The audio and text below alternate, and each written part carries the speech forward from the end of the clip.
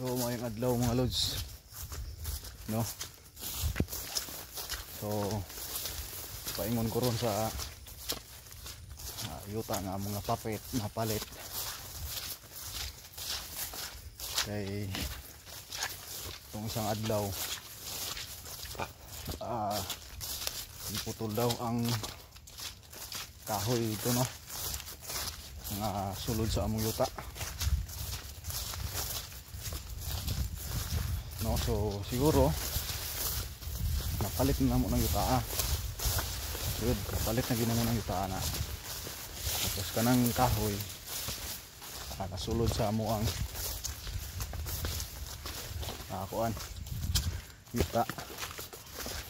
Pero dili kami nagtanom na mga idol,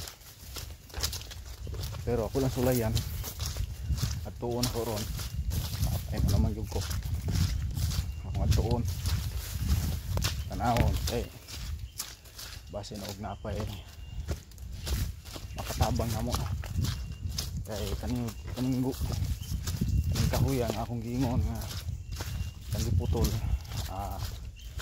dili gid mismo ang nagtanom o nagputol ani nagpaputol di palit ra daw niya sa tag-iya yan di paputol. So ako sa akong balanse murag di ko nung siguro maiyahan, no, kay ang kahoy ingon pa ni Papa sulod gyud sa amo ang yuta. So dool na ko adyon ko na ikat anak ko diri mga idol na. So daatong ta to agion pero kumawag dito da area.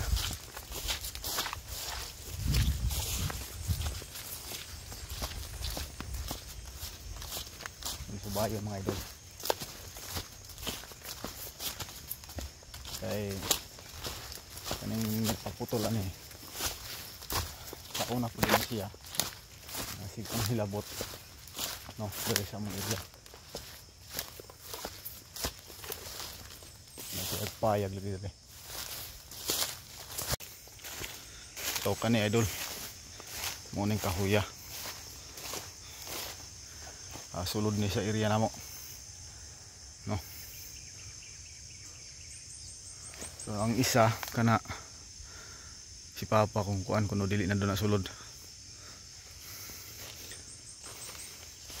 So bupatong tadi are nagaputol dili sila gahapon. Tara. So kani ra mga idol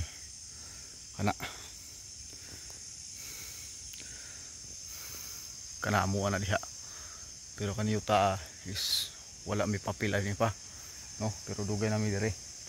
So dugay na po ning palit ni Papa daw.